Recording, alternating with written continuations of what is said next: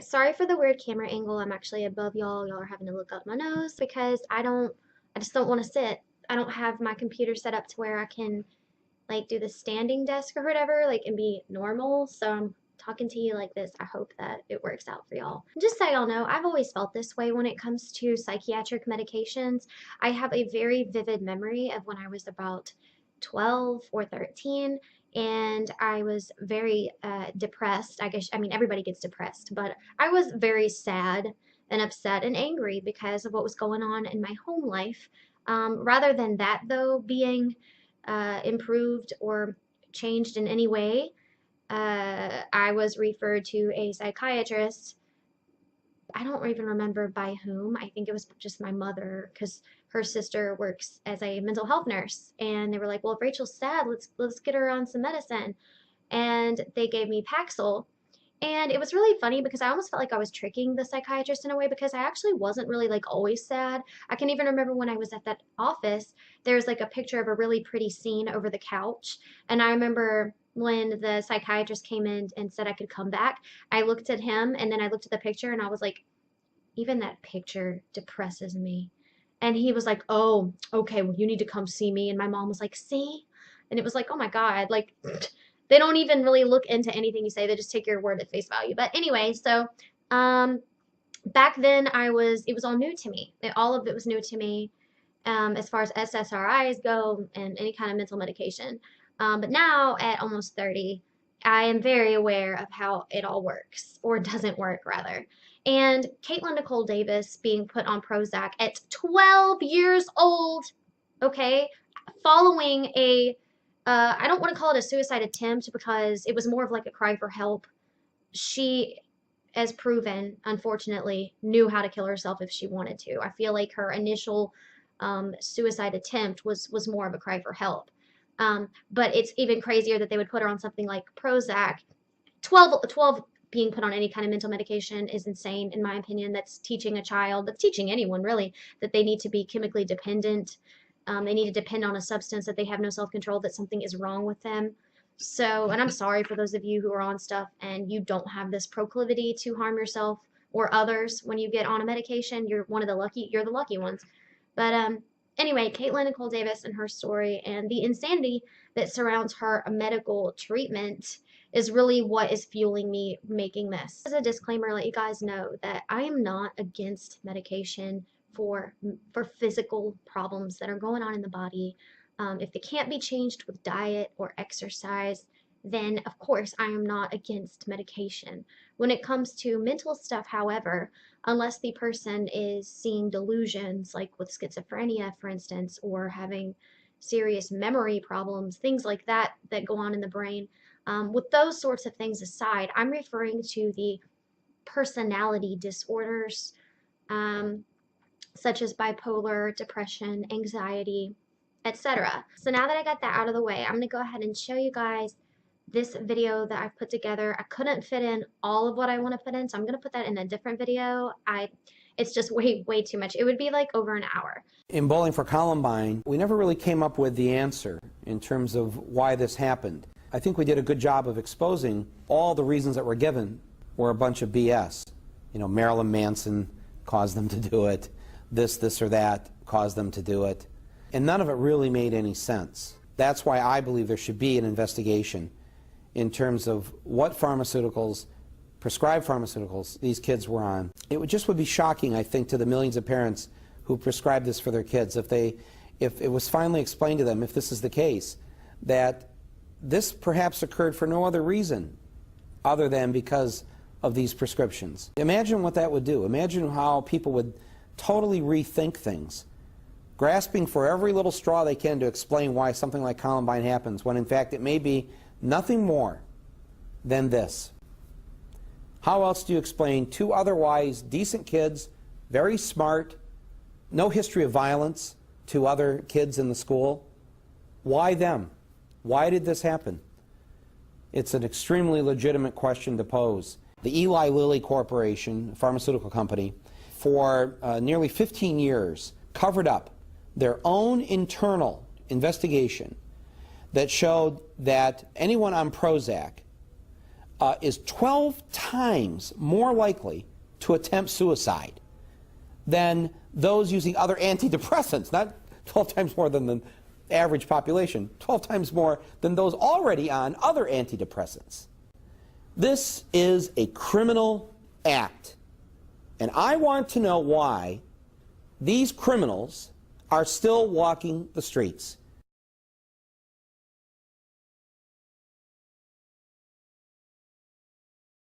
And you have to think Columbine was years ago.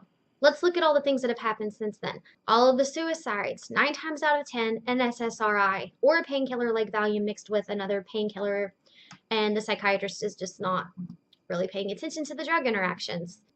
But really it boils down to money. That's what it boils down to. It boils down to a lot of our country's industries that are just hyper-focused on money. That is all they care about. They don't care about the well-being of people. Now, I'm not talking about nonprofit hospitals or some like Mayo Clinic. I'm not talking about that. I'm talking about your run-of-the-mill quack doctor who's going to make big bucks by throwing out a bunch of prescriptions when he knows good and gosh darn well that he should not be prescribing it. Suicidal shrimp. The negative effects of antidepressant contamination. I know. This is a real WTF kind of story, but it makes a lot of sense. And if you're on Prozac, please wean yourself off that dangerous drug and find a legitimate way to deal with whatever your issues may be that don't make you chemically dependent, and don't poison the rest of us through poisoning the frickin' shrimp. Yes, that's right. Antidepressants are a wonderful drug for many thousands of people. While there is some controversy about their effectiveness, particularly about their true effectiveness when compared to a placebo, according to the Journal of the American Medical Association, the fact is that many people feel better while taking a prescription antidepressant. Did you understand that? Did you get that little slip in right there? They might only be as effective as sugar pills, but people like them. Oh my God, people can be suckers. But really, there are lots of reasons to not be taking prescription antidepressants.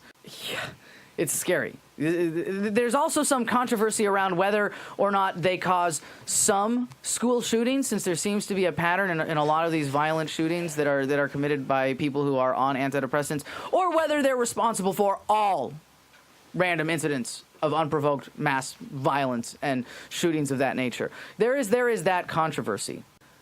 However, the rise in the number of prescriptions for drugs like Prozac, aka fluoxetine, is posing a new threat that is only now being recognized.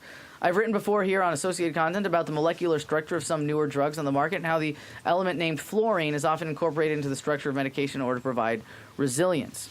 So basically, they chemically alter the compounds in the drugs themselves so that they float through the body, that they're not like absorbed and used, but they go through the body and they stay in it, and they can only be flushed. So they're in it as long as you're taking them, as long as they can stay in your body. But here's the problem. It's a huge detriment to the environment. All of those Prozac molecules, which are flushed into the sewer, remain unchanged and eventually find their way into the water supplies and ultimately the ocean. And in one of nature's great ironies, shrimp who become exposed to fluoxetine do not become less depressed. Can you guess what happens to them, Kevin? Daryl, what do you think would happen if you took just one innocent little shrimp in the ocean, happily shrimping along, doing its thing, and you gave it some Prozac, some antidepressants? What do you think would happen to that shrimp? Shrimp would go crazy. Probably get excited. Well, they do not become less depressed. They become more depressed. And they become, get this, 5 times more likely to commit fish suicide. Wow.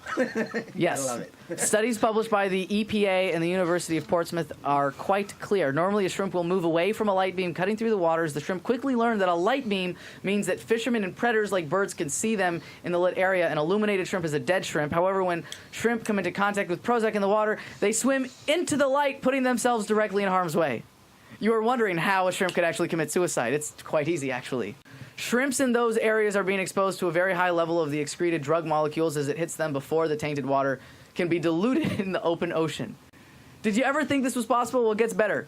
In another ironic twist, some of the medications which shrimp can absorb and concentrate in their bodies can be toxic to humans in high concentrations.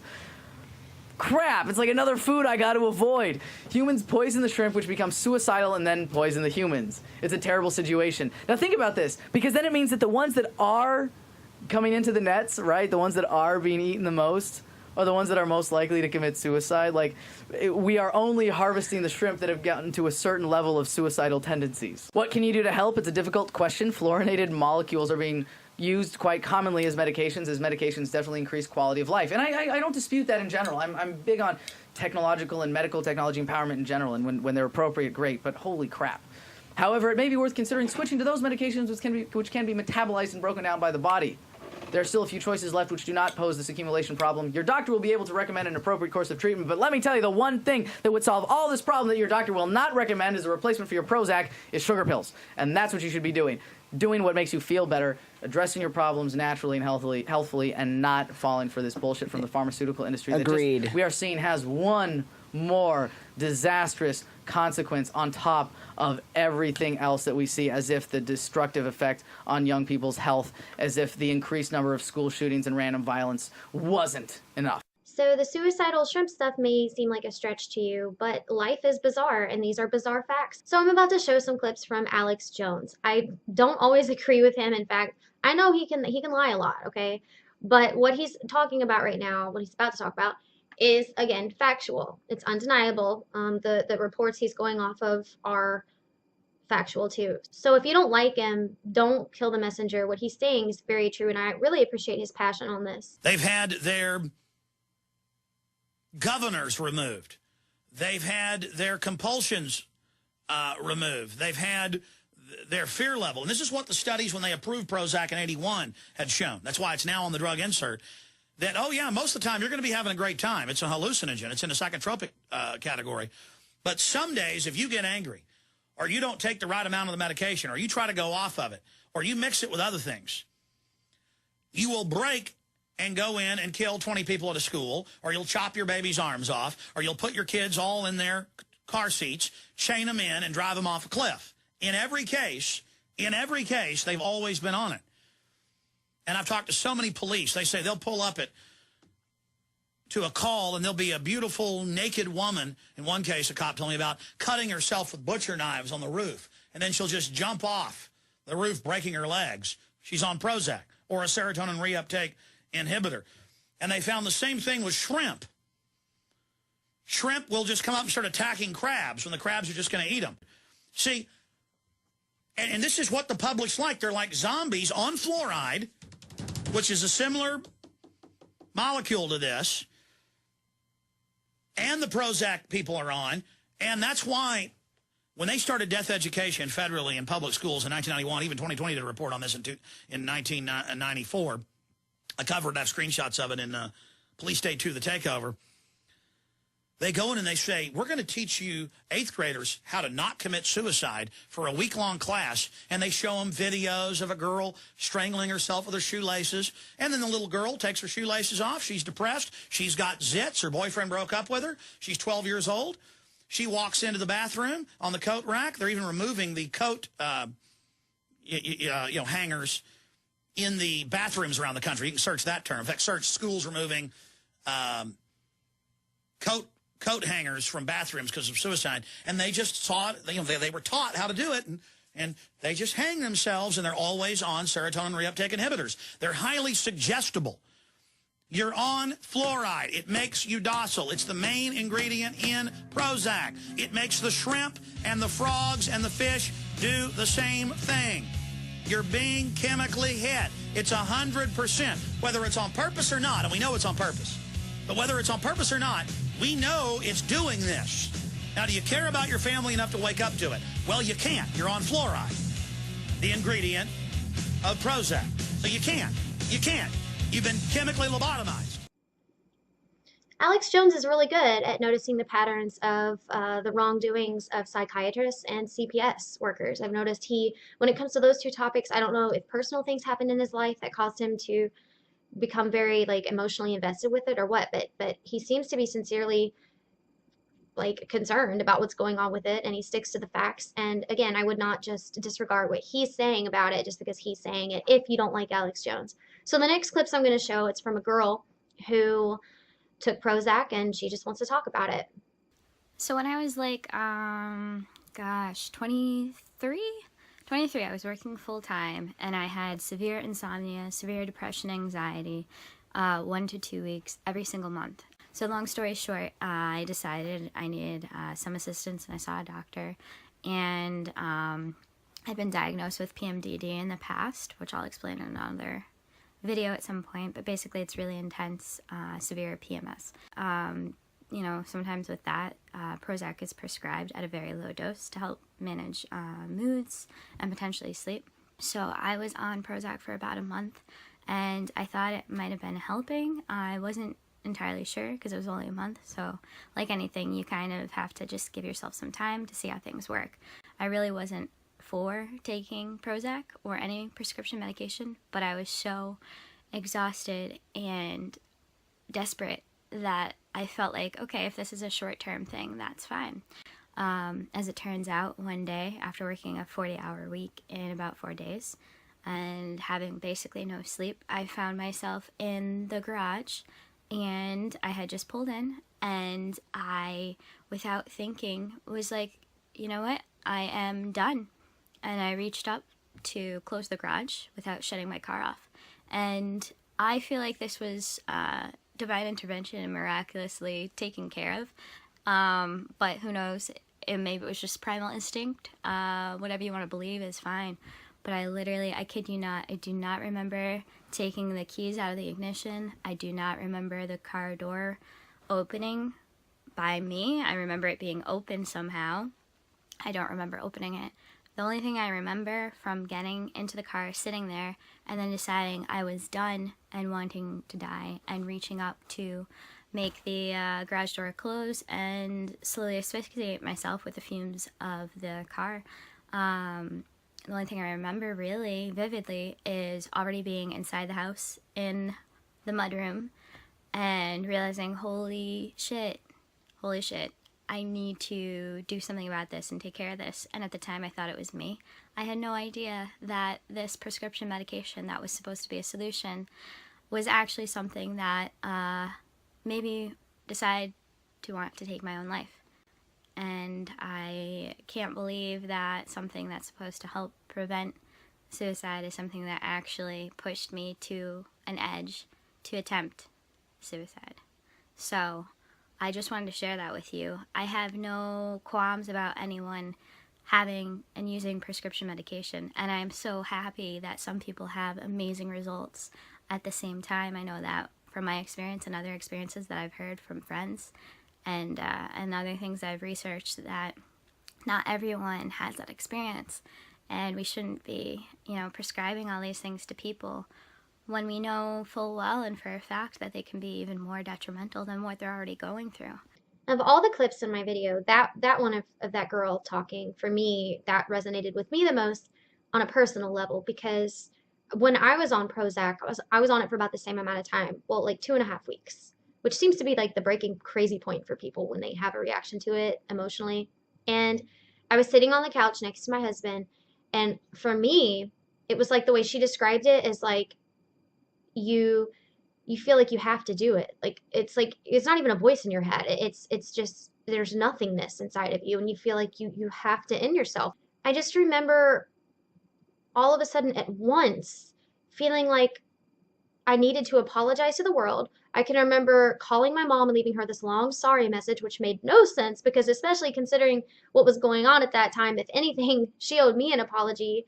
And, well, I guess everybody could apologize to everyone for something, but truly, at that point in time, my husband was like, what are you doing? And then I thought, basically, I was feeling horrific about everything I've ever done, even things that I shouldn't feel bad about. I was sending emails to, all of my friends from kindergarten, and so after I want to say 20 minutes of this, Tim was like, Rachel, what is going on with you? And I said, I really...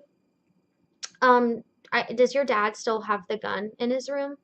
Does your dad still have and he was like, Rachel, what? And I was like, no, it's not like that. It's not like that. It was like business. It was like business. I was crying though. And I was like, it's not like that.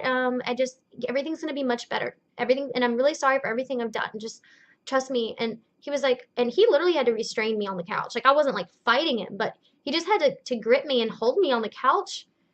like, I want to say it was like a little over an hour of us on the couch, me in front of the television. No, I wasn't on anything else, by the way, before anybody thinks that. I wasn't on anything else except the Prozac. That was it. So there seems to be this pattern, though, of people either going into a rage and killing someone else, like the Texas mom who was on an SSRI. This was last year, and she ran outside and killed her 2 daughters. And, like, they either get homicidal or they get suicidal. But the preceding behaviors tend to always be similar. So these next clips are kind of old, but I feel like that bolsters my point even more about Prozac and other SSRIs, is that things haven't changed. If anything, with their prevalence and getting prescribed, things have only gotten worse. This was a while back. This was, I think, I want to say like 10 years after Prozac became popular. I'm not really sure. Forgive me if I'm wrong about that number, but I know that it wasn't anytime recent. So I feel like all of their stories, and again, this is all factual. I feel like if this doesn't, I hate the phrase wake up. If this doesn't wake you up, to me it just sounds so pompous, but because I feel like we could all be woken up about something. But if this isn't enlightening to people, then I don't know what else could be. And I don't expect psychiatrists to be enlightened about this because their money depends on it. But for the everyday citizen who's sad or has a sad family member or anything like that, and they're being prescribed this stuff, I would really let this be a wake-up call. I couldn't believe I shot him because I can't see myself shooting nobody. But Rebecca McStutes did shoot someone.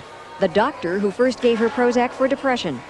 5 months later, Dr. John Tapp says she came to his office for no apparent reason on a Saturday in March of 1990. I was writing notes in my chart and felt her move closer to my back. I turned around and she shot me right there. And I said, "Rebecca, what have you done?" She says, "I ain't finished with you yet." But the gun jammed after the first shot, and Dr. Tapp emerged from the ordeal with a single bullet wound in his neck. McStutes says she has no memory of the crime, but later insisted the Prozac made her do it. Were you angry at Dr. Tapp? No, ma'am, I was not. I've never been angry at Dr. Tapp. Are you angry at him now? No, I have no reason to be upset at Dr. Tapp. If anything, Dr. Tapp has plenty of reason to be mad at, upset at me. She had no motive. She had no previous criminal history. She had no previous mental history. And she goes down and shoots a doctor, and she had never shot a gun in her life. In California, 75-year-old Mildred Johnson was charged with first-degree murder for shooting her husband, but was convicted of voluntary manslaughter and received a suspended sentence. The jury was convinced that her behavior had been influenced by Prozac. Harvard professor and psychopharmacologist Martin Teicher testified for Mrs. Johnson, even though he's skeptical of the Prozac defense. I think the bulk of the claims is an act of desperation on the part of the lawyer, and Prozac had nothing to do with it. I think in some of the claims, Prozac simply energized patients to act in a way they may well have acted anyway. And I think in some of them, Prozac did produce a state of mania or a state of paranoia that led them to act in a way that was very uncharacteristic given all of their prior history. Out of 172 hospital patients treated for depression with Prozac, 6 became suicidal when their doses were raised to 80 milligrams per day, the maximum recommended dose. Even if we saw this occur in one patient, it's medically significant to point this out as a side effect. You don't have to have 6. 6 is actually a lot for a case series about a side effect. I thank Dr. Teicher every morning. I pray for that man every morning.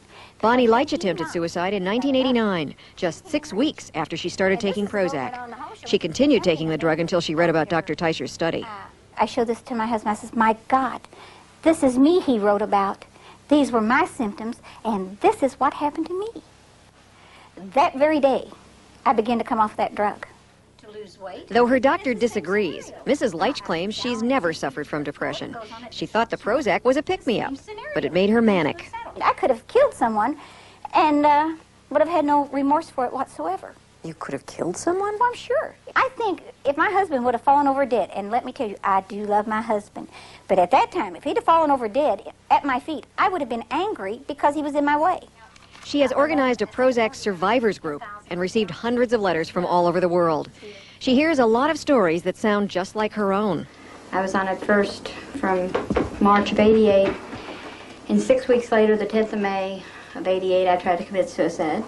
Donna says Prozac was the most powerful antidepressant she had ever taken. Within days, she says, she felt out of control. Yvonne has been treated for depression for many years, but her family had never seen anything like the reaction she had to Prozac. I was very hostile, very aggressive, completely paranoid, just mad at the world. A jury convicted Sokol's client, Doug Sesserly, of murder in the first degree for strangling and beating his wife to death with a telephone last year. I have no history of anything to do with anything criminal, violent, aggressive, until I met Prozac. Sesserly called his doctor in the midst of a bitter divorce. He was prescribed Prozac over the phone, without even an office visit.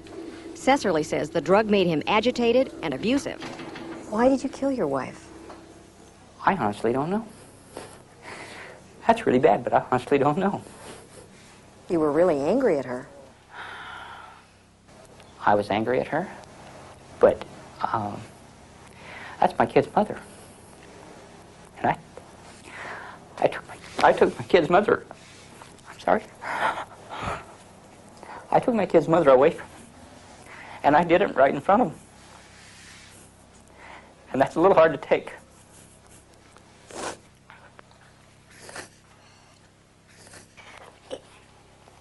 You know, I just can't tell you enough that people are going to say, you know, Miss Chase is being conned by this man who hated his wife, who was mad about the divorce, and wanted to kill her. The only thing I can say is that Prozac caused me to lose all sense of logic and reason.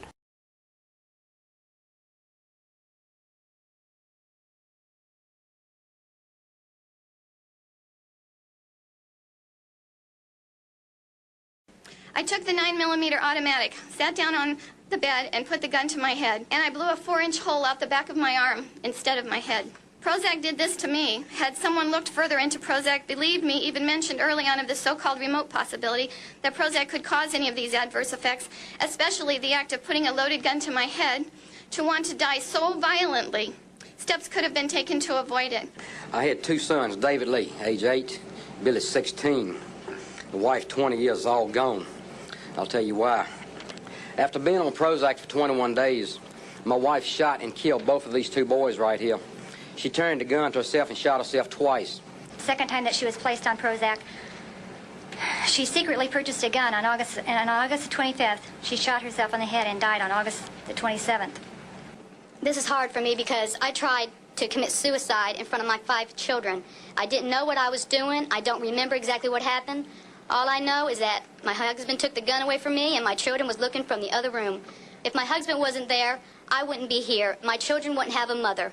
One woman earlier spoke of nearly committing suicide in front of her children. My sister did commit suicide in front of Lindsay. Another woman spoke of hollow point bullets. That's what my sister used to do it. My sister would have never killed herself in front of this little girl. She would have never done that. Prozac induced her to do that. I attacked him with a kitchen knife. Luckily, he's bigger and stronger than I am, and he defended himself. But I did this right in front of my son. I thought, I can't believe what I'm doing. I don't believe what I'm doing. This is wrong.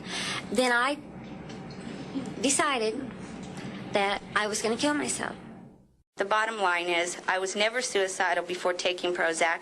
I was obsessed with suicide while taking Prozac, and the obsession stopped immediately after I stopped taking Prozac. Unfortunately, with my dad, we didn't have time to notice too many changes, except that he became withdrawn and agitated. But by that time, it was too late.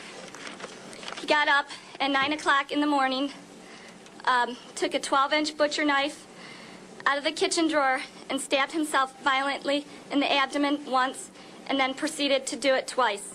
By the 14th day, I was experiencing such intensified fear that I could not stand to face life as it was for me anymore. There was, to my mind, no hope and no future. Where suicide had never been a logical solution for any reason for me, it now became my only solution because I had nothing left with which to fight, and I was terrified to go on living. This drug is most assuredly responsible for any torment or suffering and the eventual suicide of my husband. I was totally out of control. My friends were aghast at my deteriorating mental state, but were afraid to speak to me about it because of my agitated state of mind. During this time, it is a miracle I did not harm myself or others. I had become a menace to society, and that FDA is allowing this to happen. I want to know why. How many more people are going to be killed and maimed before you do something? You have the power to change things. You have the power to listen to what we say and investigate what we say. We need help. So I know this was a really long video, and if you sat through it, then that's awesome, because that shows me that you must really care about this sort of thing.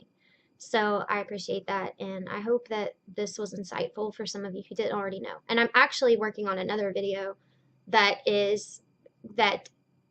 touches on the history of our psychiatric industry and how it has long been corrupt, how it is a pseudoscience, and yeah, I'm not going to say any more about it, but thank you for watching this.